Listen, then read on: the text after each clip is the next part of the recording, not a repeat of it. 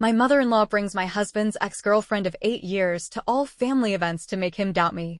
They say family gatherings are a time to bond, to build memories, but not when your mother-in-law treats every holiday like an audition for who should be my son's wife. At our last Thanksgiving, she made sure to bring a plus one, Liz, my husband's ex-girlfriend of 8 years. I was at the dinner table, trying to pass the cranberry sauce, while she waxed poetic about how Liz's apple pie always had that perfect golden crust. Everyone chuckled politely, but I could feel the tension in my husband's grip on my hand under the table. It wasn't the first time she'd done this, and I knew it wouldn't be the last. Little did she know that by the time my husband's birthday rolled around, things would explode in a way none of us could take back. Liz wasn't just any ex-girlfriend. She was the one who came before me. They dated all through college, survived long distance when he got his first job out of state, and even shared a dog named Daisy, which, by the way, his mom still refers to as her granddog. But their relationship ended 5 years before my husband and I even met. She moved to a new city for work, they drifted apart, and that was supposed to be the end of at least, until I entered the pictured my mother-in-law, Ellen, adored Liz. It was painfully obvious from the first time I met her. The warm smile she reserved for Liz never quite reached me. I was the woman who stole her son's future with the perfect girl. I wish I were exaggerating, but she literally said something along those lines once, after too many glasses of Chardonnay at Christmas dinner, and if you're wondering why Liz was even there for Christmas, it's because Ellen invited her. In fact, Ellen seemed to think Liz should have a permanent seat at every family gathering. Thanksgiving? Liz brought dessert. Christmas? She helped decorate the tree. Every time she walked in the room, Ellen lit up like someone had just handed her the winning lottery ticket. Meanwhile, I got assigned kitchen duty, first. I tried to brush it off. She's just attached to her, my husband would say. It doesn't mean anything. But over time, the cracks in his reassurance started to show. I could see it on his face every time Liz laughed at one of his old jokes or when Ellen pulled out the scrapbook filled with photos of their vacations to the beach, college formals, and that one awkward Halloween party where they dressed as Fred and Daphne from Scooby-Doo. Remember this? Liz would say, leaning over the couch to show him a picture. I tried to laugh it off, but it felt like I was being erased, like no matter how much I tried, I would always be competing with him. Things really started spiraling at Thanksgiving. I'd spent the whole week prepping, cooking, cleaning, making sure the dining room looked festive. I wanted everything to be perfect. My husband, Mark, had my back, helping me brine the turkey and peel the sweet potatoes. For once, I was hopeful this holiday wouldn't leave me feeling like the third wheel in my own marriage. Then, about an hour before dinner, Ellen showed up with Liz. I remember standing in the kitchen, oven mitts on, when the front door opened, and their voices floated in like nails on a chalkboard. "Smells delicious." Liz's cheerful voice rang out. "I brought pumpkin pie." Of course, she did. I pulled Mark aside while Ellen gave Liz the grand tour of our newly renovated living room. "Did you know she was coming?" I whispered. He ran his fingers through his hair and sighed. "No, but let's not make a scene, okay? We'll get through dinner, and we'll talk to my mom later." I wanted to say something snarky, something like, maybe you should have handled this months ago, but I bit my tongue. I wasn't going to be the villain here. Dinner was, unsurprisingly, a train wreck. Liz and Ellen dominated the conversation, reminiscing about family road trips and inside jokes I wasn't a part of. Every time I tried to steer the topic in a different direction, Ellen found a way to circle back to Liz's career, her apartment, or that funny story from when you and Mark went skiing in Vermont. To top it off, when we sat down for dessert, Ellen declared, "Liz, your pumpkin pie looks as perfect as ever. You have to give her your recipe, dear. It might help her for next year." I gripped my fork so hard I thought it would snap in half. Mark shot me a pleading look, silently begging me not to say anything. So, I smiled through gritted teeth and excused myself to the kitchen, but the real kicker came when we were leaving. As we bundled up to head home, Ellen hugged Liz and said, just loud enough for me to hear, "I wish you'd never let him go." I thought things couldn't get worse after Thanksgiving. I was wrong. Christmas came, and with it, Ellen's annual family dinner, a more formal event where everyone dressed up, exchanged gifts, and drank mulled wine by the fireplace. I had convinced myself that this time, things would be different. Mark had promised he'd talk to his mom beforehand, make sure Liz wouldn't be there, but when we arrived, there she was, standing by the Christmas tree in a sparkly green dress, holding a glass of champagne like she was the damn guest of honor. I felt the blood drain from my face. I shot Mark a glare, and he gave me a panicked shrug as if to say, I tried. Look who made it. Ellen beamed, walking over and giving Liz a warm hug. I just couldn't imagine Christmas without her. I wanted to turn around and leave, but Mark squeezed my hand and whispered, let's just get through tonight. Please. I tried. I really did. But halfway through dinner, Ellen started up again. She asked Liz about her plans for the new year, her career, her dating life. And when Liz said she was still single, Ellen practically clapped her hands like she'd won a prize. Don't worry, she said. The right guy will come along. Or, who knows, maybe the right one's already in your life. Then, she gave Mark the sly, knowing smile, like she was orchestrating some Hallmark reunion. Mark cleared his throat awkwardly and reached for his wine glass. I felt like I was going to throw up. Later, when we gathered around the tree to open presents, Ellen handed Liz a gift wrapped in shiny red paper.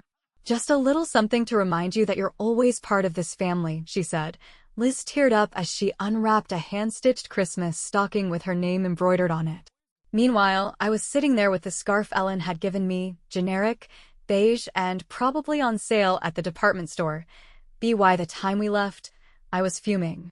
In the car, I didn't even wait for Mark to start the engine before I unleashed everything. This is insane, Mark. She gave Liz a personalized gift. She's practically begging her to steal you back.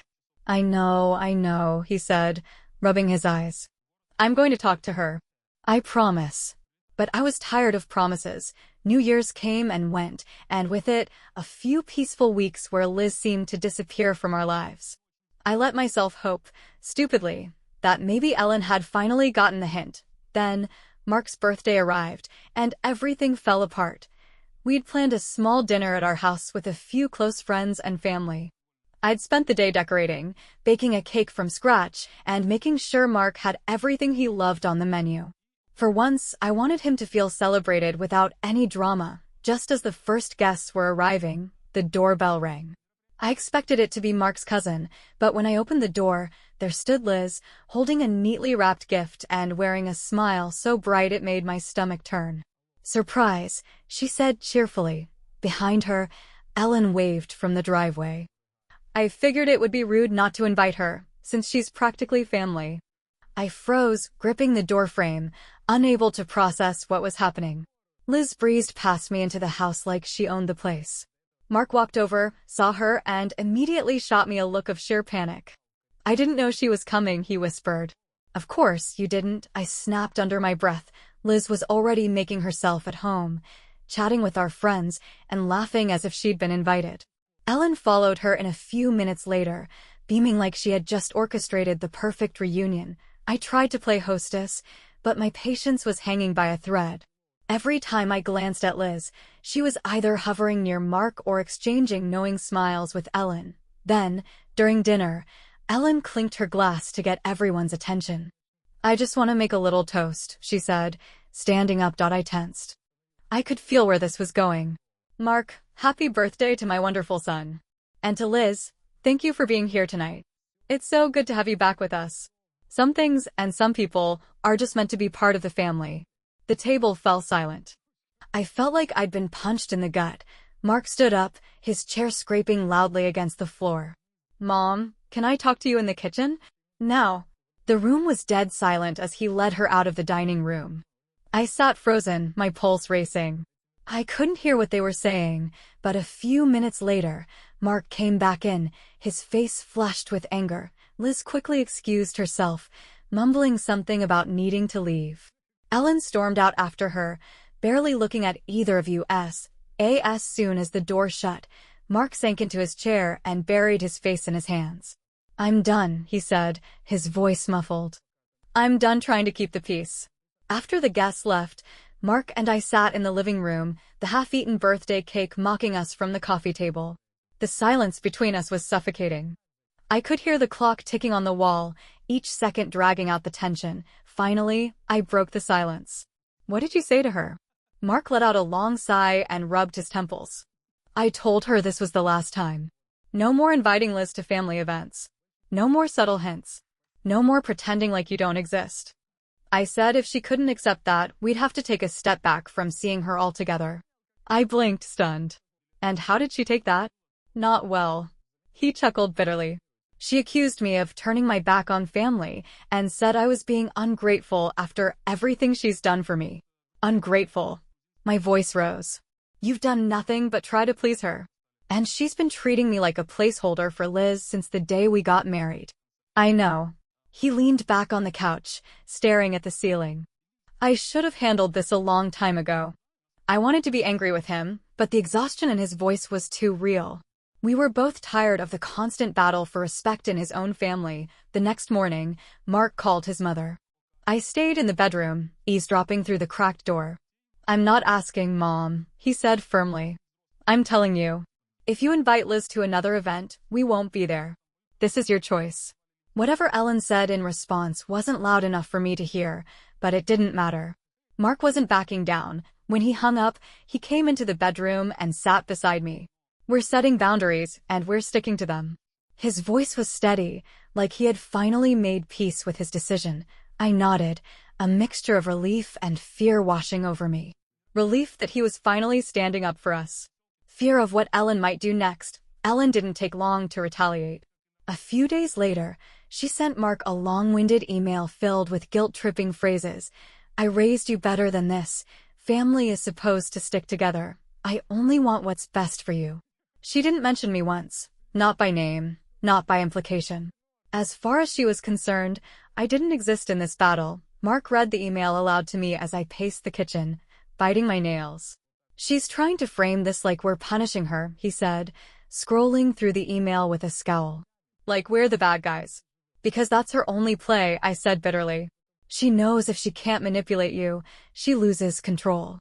He shut off his phone and leaned against the counter. "I'm done feeling guilty." I already sent her a reply. Short and to the point. "No more drama." "What did you say?" "Just that we're sticking to our boundaries, and if she keeps trying to push them, we'll limit contact even further." I stared at him, trying to gauge whether he really meant it. When he pulled me into a hug, I felt some of the tension leave my body. For once, I believed him, but Ellen wasn't done. 2 weeks later, Mark's aunt called to check in. She danced around the real reason for the call, but it didn't take long for the truth to come out. "Ellen's just so upset," she said, her voice dripping with fake concern. "She's devastated that you've cut her off like this. Have you thought about how hard this must be for her?" Mark didn't budge. "It's hard for me, too. But I'm not changing my mind." By the time he hung up, I could tell he was drained. "She's pulling out all the stops," he said, shaking his head. "Trying to turn the whole family against me." "Let them," I said, surprising even myself with how firm I sounded. "We're not caving." Mark smiled faintly. "No, we're not." It wasn't easy, but over the next few weeks, Ellen realized that we weren't bluffing. The invites to family dinners stopped. The guilt-tripping texts slowed down. For the first time since we got married, it felt like we had control over our lives again, but that control came with a price. Mark's relationship with his mother was reduced to rare phone calls and brief holiday texts. Family gatherings became awkward and distant. I could tell it weighed on him, but he never blamed me. He chose us. The final blow came when we skipped Easter dinner. Ellen had invited us, but we knew Liz would be there, and Mark didn't even hesitate before declining. When we didn't show up, his phone lit up with missed calls and texts from relatives wondering why we weren't there. We ignored them all. The next day, Ellen sent a final message. "I can't believe you're letting her come between us." Mark didn't reply. He deleted the message, set his phone on the table, and took a deep breath. "I'm done chasing her," he said quietly. I wrapped my arms around him, unsure whether to feel relieved or heartbroken. I knew this wasn't easy for him, and despite everything, I wished things could have been different. But I also knew that we couldn't keep living like this. In the weeks that followed, the silence was deafening. No more texts, no more guilt trips.